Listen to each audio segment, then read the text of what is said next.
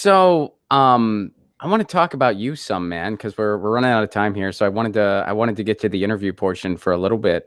So what have you been up to? I know that you kind of were away for a bit.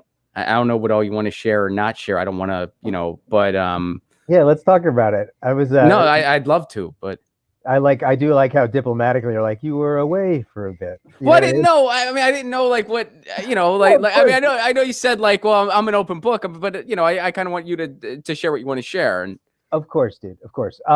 Okay, so so I'm doing well. Like I'm doing well. I feel very healthy. I feel very in control. I'm in a good place creatively. I'm amongst all of this madness. I'm optimistic for the future. I think I'm taking care of myself in a very very kind of like I would say holistic, well managed way. But the thing is this, I have a diagnosis. I have bipolar 1 disorder. It used to be called manic depression.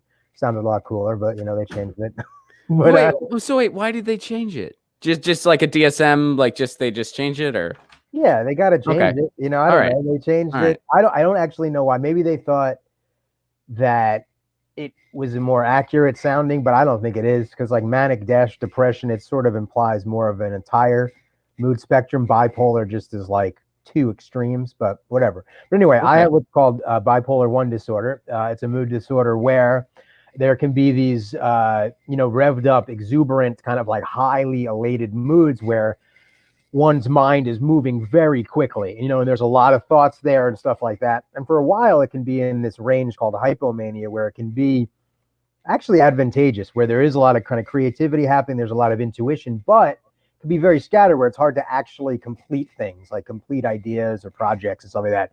But then for some folks, it can cross a threshold into like full blown mania, and anything full blown never good. You know what I mean? sure, But yeah, yeah, so and then what can happen is like, it can actually, the thinking can be really off, and it can actually be psychotic. So like kind of believing things that aren't real, making inferences and connections that are very spurious, that aren't there, and basically, it can cause a person to just sort of like act inappropriately with people. Like there's sometimes you could just be like kind of nonstop talking, saying sort of things that don't make sense, believing them very deeply, and it could also, your ego can get really unhinged. And I'll just talk from an I perspective. My ego can get very unhinged, and I can get so grandiose thinking that I become messianic, where it's like I really, and then I really do believe that there's this weight of the world on my shoulders. Like eminently, there's either going to be this heaven on earth scenario or hell on earth scenario, and like I have the answers. And because and I'll be goddamned if I'm going to let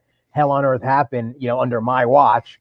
So what starts to happen is I alienate myself from people who know me well and care about me, but I'll have all of this energy and in a lot of instances, all of this charisma. So I'll start connecting with other people who don't know me, who don't have any frame of reference, and maybe they're not the best folks to be hanging out with. And like my decision making gets bad. Like I know that for me, the way my brain works, that THC, weed really kind of revs me up and kind of throws me off the side of the earth. So it's just something that I can't do. I'm pretty fired up as a person. So it's like I can't do that.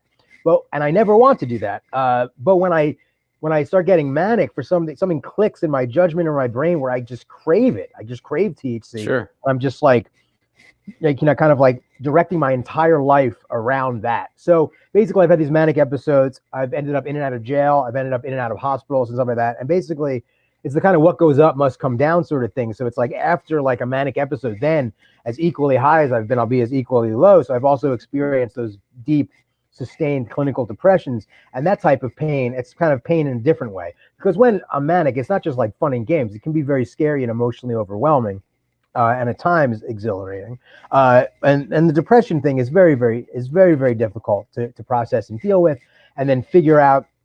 And I've never attempted suicide, but I've definitely had what's called ideations of suicide, which I think a lot of people have had, where it's like they're either active or passive, but a person feels comforted by the fact that suicide is an option because they can't really see a path forward to have a worthwhile life or something like that.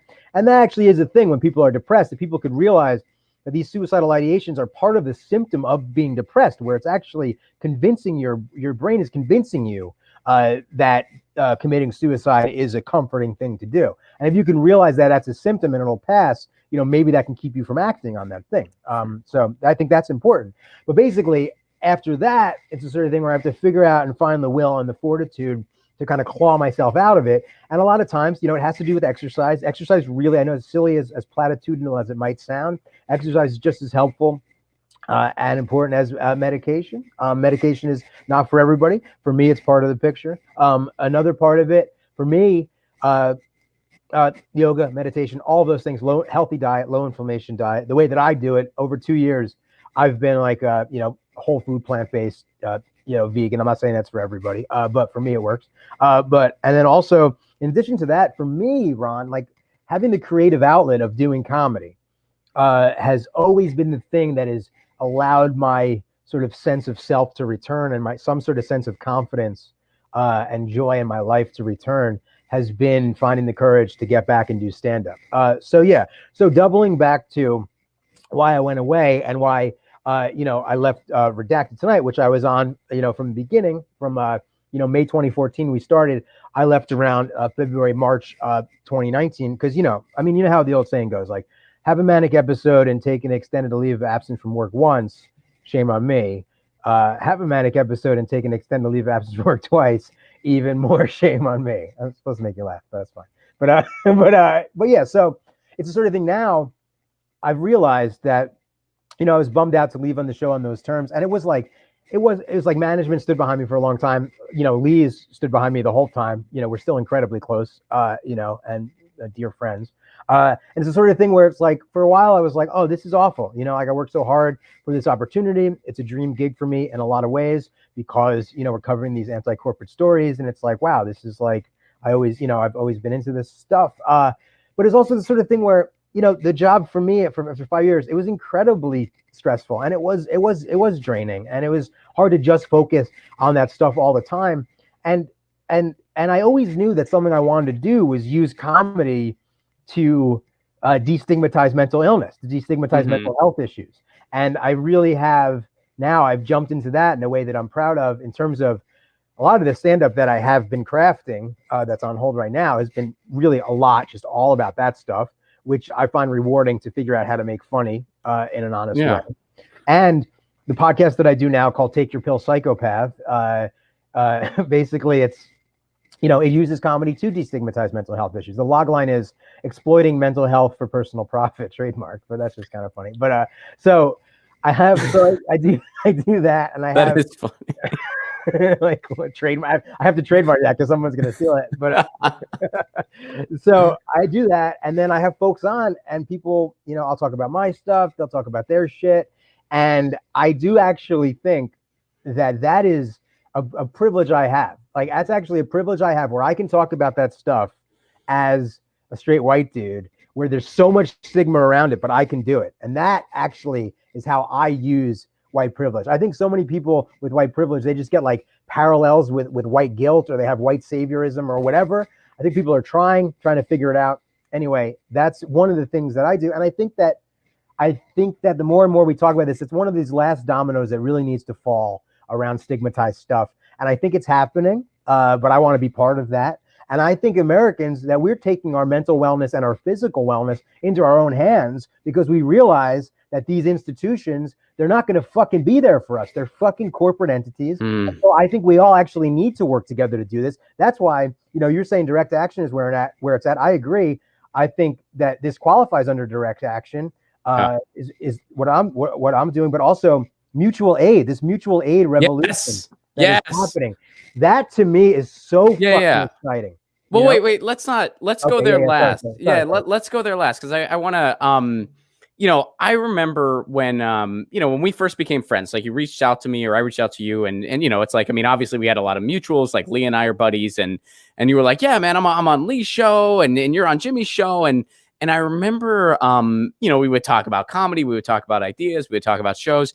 And one day I got a call from you, and I picked it up. And, getting back to some of what you said about the THC thing, you said that, I have a really good high going right now. And I was like, oh, that's cool, John. Cause I didn't know that much about you. And, you said that you were high, And you said, my girlfriend doesn't like it when I use pot. But you know, I really like it. And I was like, all right. And I just thought you know, maybe had like an edible that hit you kind of hard. I didn't think much of it. And then the next day, I had a voicemail. I don't know when you called, but it would have been overnight Pacific time. But I had a voicemail from you, and it was just an hour and a half of you. You didn't. I mean, I didn't listen to like the whole thing, because like eventually I thought it was like a pocket dial, maybe like you pocket dialed me, and the voicemail picked up, you know. But then I was listening. I was like, no, he's trying. Like it was kind of like not super audible, you know, but you were in fact talking to me, like you were said, but you weren't finishing your sentences. You weren't, and that was when I realized that, you know, you had mental illness. Like that was when I found out about it. Cause I think I wanted to, I was like, what's going on? Like, what was this? Like, this was more than just, he had an edible and got a little too high. Like something might really be wrong. So wow, I vaguely remember sitting out in my little like kind of like back area where like the where I had like outdoor space, and I remember initially a phone call, but I don't remember what we talked about. I also don't remember the second phone call. Wow, so it was literally like I was just like rambling to you on a voice. You were just rambling, and you weren't, I mean, it wasn't like cohesive stuff. And that happened a few times. And, you know, I mean, we were all just kind of concerned, you know. Well, I'll tell you, like, that's the thing that's like, it's so important to me to do everything in my power to stay well, because it makes me feel bad. And like I don't want to make other people worry about me as best as possible. I feel bad putting out friends and things. Those are like little, like, you know, they're kind of like little like scars on my soul. But I also, you know, I don't feel bad about myself. But what I will say is that, you know, I'm sorry about leaving you those messages, and I'm sorry. It's okay. I mean, you know, yeah, it's fine. Yeah. I mean, you don't need to apologize. There's no apology necessary. I just, you know, like just, you know, getting into what you're saying, like when you go down these paths. So you found that a combination of medicine, exercise, and just overall like being aware of the wellness and being creative, that kind of like 4-part, you know, approach has really helped you stay. Diet too, low inflammation diet. Yes. Because it's like now there's all this understanding that there's as many neurons in the stomach as there are in the brain, which is such a crazy thing to like internalize. So yeah, so it's like, you know, what's going on in your gut affects your mood too. But yeah, it's like, you know, and for me, I like I'm on lithium and Lamictal. And it's interesting because people hear lithium and it kind of freaks them out because they hear it as some sort of like really like old wave sort of medication. Well, it's one of my favorite songs, so I don't know. Yeah. That's what I like to say. I'm like, Kurt Cobain had bipolar disorder. He did. Yeah. Yeah. So that's pretty cool. I think I say sometimes, I don't know if that's true, but it sounds good. But yeah, well, he had something. I don't know if it was diagnosed bipolar or what, but he was, I mean, as a kid, he was hyperactive, and he was put on a couple different things. And so, yeah, I guess I don't know for sure that it was bipolar, but yeah, I mean, he definitely had something. Yeah, no, I mean, I've looked into it, I've read about it, where it's like there's a lot of speculation that he was, and he probably was, but I don't know if he ever got the official diagnosis of it. You know, they say the same thing about like Drew Barrymore or whatever. It was a different era, which is crazy to think about. I mean, it's sometimes it blows my mind that it's like, oh yeah, he's been dead for over 20 years now, well over 20 years now. I mean, is it going to be, well, wait a second, is next year will be the 30th for Nevermind, right? 91. 91. So 2020. And did he die in 94? He died in 94. So next year it will be the 30th for Nevermind. And then 2024, it'll be 30 since he died. Oh, crazy. Fuck, man. Can I say one thing? Is this funny or mean? That like Dave Grohl seems like way cooler and like better of a person than the Foo Fighters music is as music. Is that funny? I don't think it's me. I like some of their stuff, and I like Pat Smear. I don't think it's mean. No, I mean, I do think it's funny. Could you imagine if I said that to him? I'm like, dude, you're way cooler than the Foo Fighters. What are you doing, man? I think he'd laugh. I don't think he would take it personally. I think he'd be fine with the fact that, like, hey, man, Foo Fighters aren't for everyone, but look out at this sold out arena. They're for some people. First of all, I would never fucking say that to him. But I saw him once at the Black Cat in DC. Yeah, cool. That's an amazing venue, and to get to see him there. All right. No, I just saw him hanging out there, not performing. Oh, I thought you meant he was like maybe doing a secret show or something. No, he was just he was just hanging out. All right. And because he's a partial owner of that place, and he comes from the the DC area, and he was just like grabbing a beer, and he was just sort of like fucking dancing in this side room. I didn't have anything to say to him, but I wanted to be like, Dave, we need to be friends. I can't explain why. But I bet he would have been more taken aback by that than by the Foo Fighters joke. I think he'd laugh at the Foo Fighters joke, and he'd be and you could also, I mean, you could bring up, be like, hey, I'm a big Scream fan though. Oh, I'm sure he'd be fine with that. I mean, I don't know if you are. I mean, I'm a Scream fan, but you could always just say that. Yeah. Just be like, I mean, you could say that to anybody. Like, hey, man, not a big Foo Fighters guy. I mean, I enjoy the Foo Fighters, but you don't. Like I'm not a big Foo Fighters guy, but the Germs, Scream, I'm on board. Look, Ron, I don't fucking hate the Foo Fighters. You know what I mean? It's like, guys, some tracks I could take them or leave them. But anyway, back around. So interestingly, so I'm on this amount of lithium, and if you're on too much, you can feel kind of sluggish. But I'm on an amount that, for me, really, it's like right now, it's like, okay, if I could be on this amount because of this other medication called Lamictal, which is interesting because that's actually an anticonvulsant. I mean, initially it was given to people for seizures, and then they found out it had secondary mood stabilizing capabilities. Because the truth is, they don't know the active, the active ingredient or the mechanisms that make these medications work. And for a while, I was like rail against that, but now I'm kind of like, oh yeah, but like, if it works, would you rather know how it works and have it not work, or not know how it works and have it be helpful? You know what I mean? Yeah. It's complicated. It's an evolving thing. Yeah. It's like, it is called a social science, meaning it evolves like anything else. And the human brain is insanely complicated. It's very true. You're absolutely right. It's insanely complicated. So it's like when people, like attack like psychology and psychiatry and just attack the body of work because it hasn't figured everything out yet, I'm just like, you've got to be kidding. And I think it's come very, very far. I agree. I think one of the things that complicates it is, unfortunately, psychiatry side of things is rolled up with big pharma. And, sure. There are those. Absolutely. And that's very real. Overprescribing does happen. You get they accept the free lunches, from these pharma execs. Absolutely. That's all very real. And that certainly dilutes things without a doubt. So interestingly, they found out that Lamictal has secondary mood stabilizing capabilities. So they started giving people the bipolar disorder.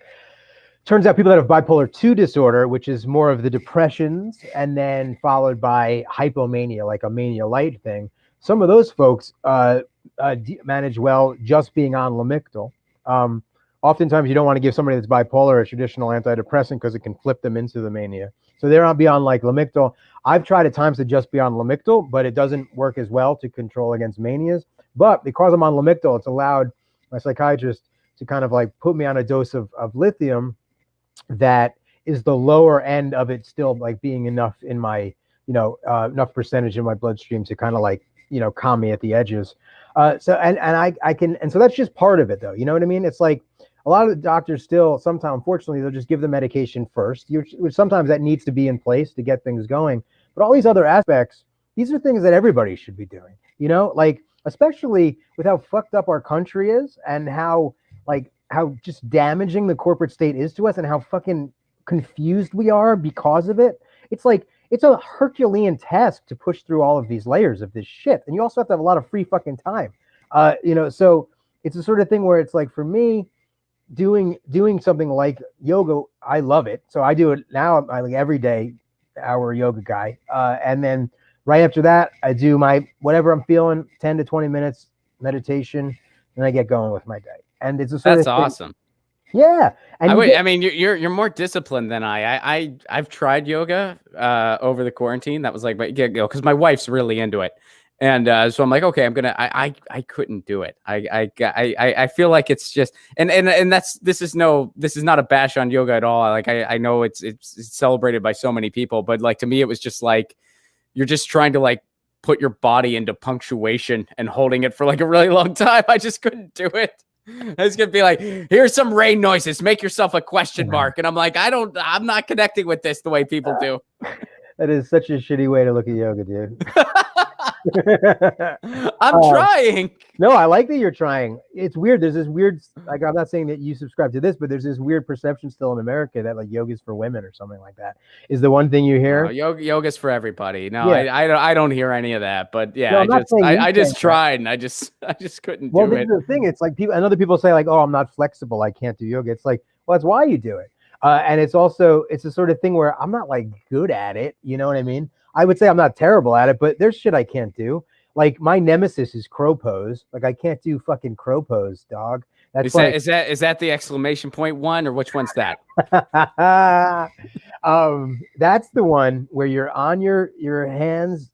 You're on your hands, and then you lift your two knees behind your arms, and you like balance yourself up in the air. I can't do that one. But there's a lot of shit I can do. But anyway, I like it because there's a physicality to it. It's a different type of strength that you develop, and there's also a meditative quality to it too. And the people in the community are nice as well. What I wanted to say is, so I wasn't prescribed. I've been dealing with bipolar 1 disorder for going on 20 years, and I was not prescribed lithium until 14 years into it, because it went kind of out of fashion when they were trying all these different mood stabilizers and atypical antipsychotics, which sound scary. And some of them have really bad side effect profiles, but some of them help people. And if someone's acutely manic, like really spun out and psychotic, being on an antipsychotic for a short period of time, maybe like a week or a couple weeks, can kind of break that psychosis. But it's like, really, you had to name them atypical antipsychotics. It sounds terrifying to take. Yeah, I wish I feel like they could have done a softer name there. I feel like maybe even like non-traditional. I mean, could they have gone there? I mean, I don't know. I mean, you're more fluent in this stuff than I am. That's a good point. But you know why they're called atypical antipsychotics? Because they're the second wave of antipsychotics. The first wave had more sort of like dulling side effects and more like a heavier side effect profile. So because these ones are, compared to that, lesser in the side effects, they're atypical compared to the other antipsychotics. Isn't that so weird? Why didn't they just call it second wave? You know, why didn't they just call it like, I don't listen to atypical ska. I listen to exactly. You know what I mean? It's like a joke that I have in my special where I'd be like, one of the weirdest medications I was on for a little while was called Saffris. It wasn't weird because of like the nightmares or the tricky boner sitch. It was weird because of what it was marketed on the box. That's what it said. It said Saffris, black cherry flavor sublingual atypical antipsychotic. Oh, yummy! That's crazy. This is an atypical thing, but it's a very, very American flavor, man. Well, cherry red. Wait a second. Any chance you got that shit in blue raspberry or cookies and cream? Come on, help a brother out. I'm seeing dead people over here. So where can people go to learn more about you? Oh, me? Okay. Yeah, you. Dude, I would love if any of the Placonians, the Placonites, would just go to jfodnews.com, jfodnews.com. You could join that, subscribe to that for free, and you get interesting kind of like fun newsletters from me. Find out about my podcast, which you could check out at Take Your Pills Psychopath, every place. And yeah, at my YouTube channel, just type in John F. O'Donnell. Please subscribe there. But yeah, jfodnews.com. Every time I see that someone subscribes, it makes me smile really big. So that makes me really happy. That's awesome, man. Dude, thanks so much for doing this. I'm so glad that things are going well for you. It's been awesome to reconnect with you. Get your news on with Ron. Don't you want to know what's going on? We're getting our news on today. Get your news on with Ron. Don't you want to know what's going on?